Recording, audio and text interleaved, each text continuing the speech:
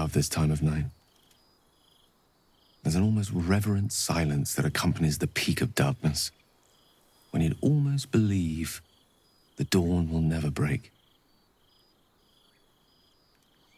The cradle of eternity. The timelessness of lovers.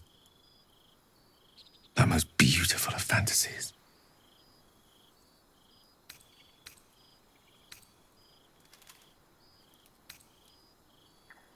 Indeed. The curse is still present, of course. Just veiled and at arm's length for now. Not a trick I can repeat often, but tonight is different. This may be my last night alive. I wanted it to be under a canopy of beauty and wonder, and with company to match. I thought this place might bring me peace. I thought it might make the weight of what I must do feel a little lighter. But I'm not so sure.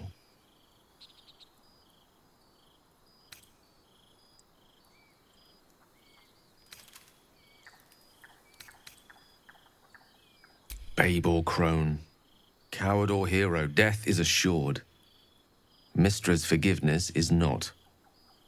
If you knew the end was near, would you not want to ensure it had meaning? I am terrified. I will not claim otherwise. My face could scarcely conceal it, even if my words sought to deny it. There is no point in running from the inevitable. Better to meet it on my own terms.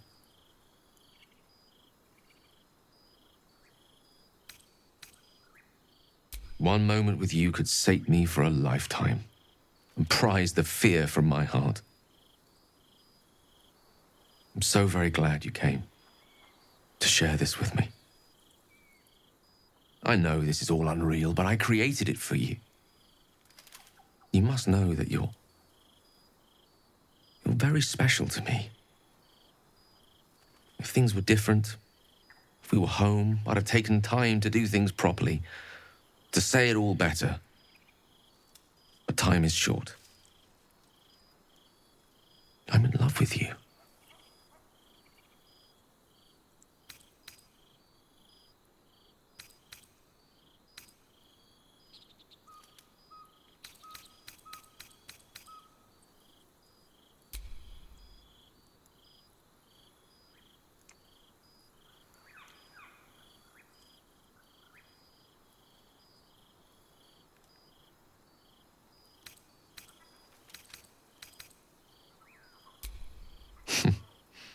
And you're a bad liar. I lived the life of a hermit for some time before I met you. Safer for all, but not conducive to pleasures of the flesh.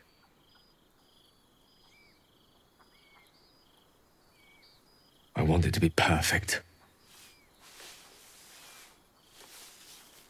To bond with you in the way the gods do, intertwining our spirits in visions of the weave. How about the perfect night in Waterdeep? Yes? Let's imagine how it would be.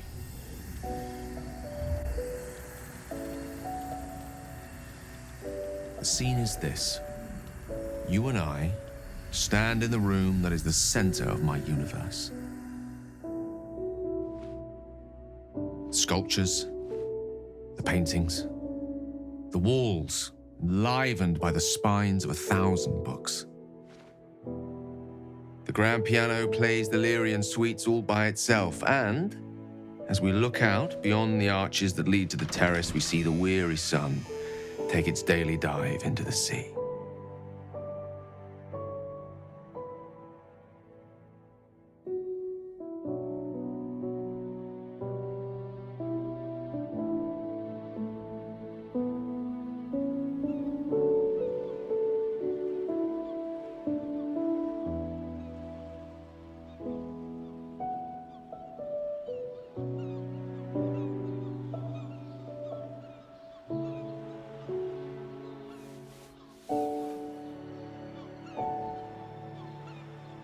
My favorite spot.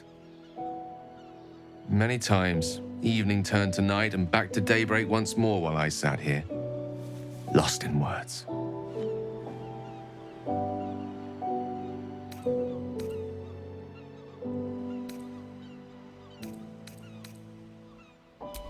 It's called The Art of the Night, and it details the first 1,000 nights of a newlywed king and queen. They turned everything they did into an art. The art of conversation, the art of taste, time-honored and newly acquired. The art of the body, the exploration and acceptance of the self and the other. The art of the night itself.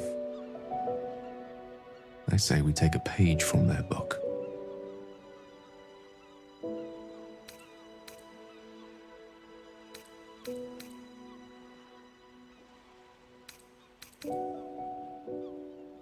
Then let's set the book aside and be blank slates on blank sheets. Delightfully new.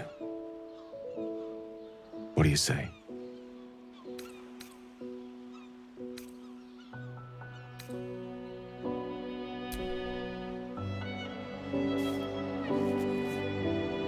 The stars will be our bed. Come here.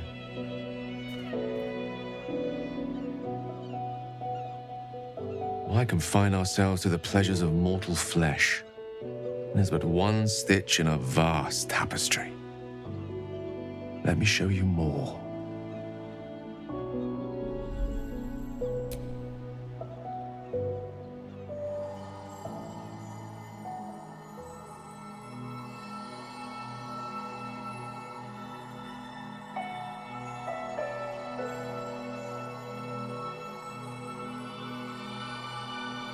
When you wake, it will be back at our camp, back in our small, dirty, bloody patch of existence. But stay with me now. There are endless worlds out there, countless ways to declare love, infinite ways to express it. Too much for one night.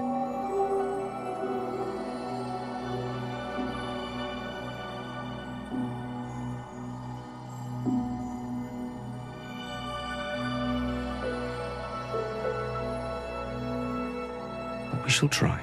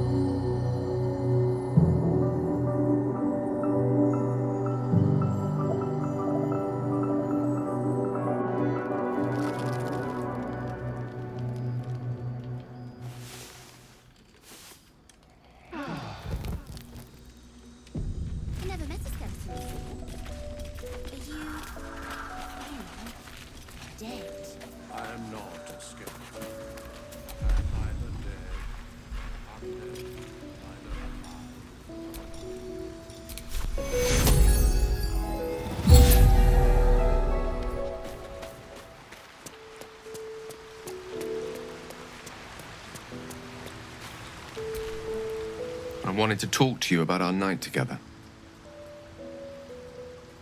Have you ever walked to the very edge of a great precipice and shuddered at how easy it would be to step into the void?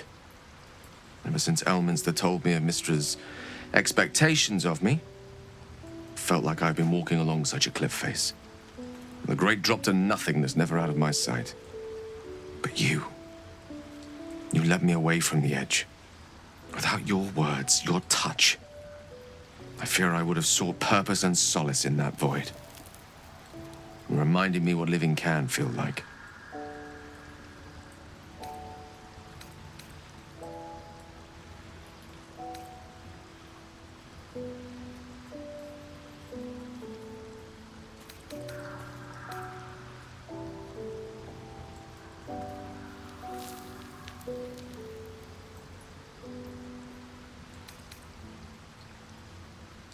Well, generosity is always a noble virtue, whether it be in the streets, with the charity box, or betwixt the sheets.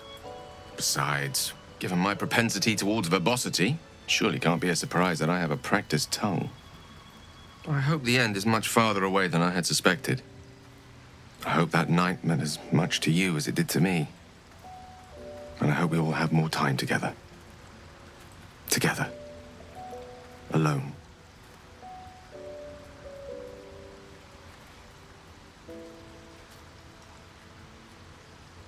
I'll see that there is.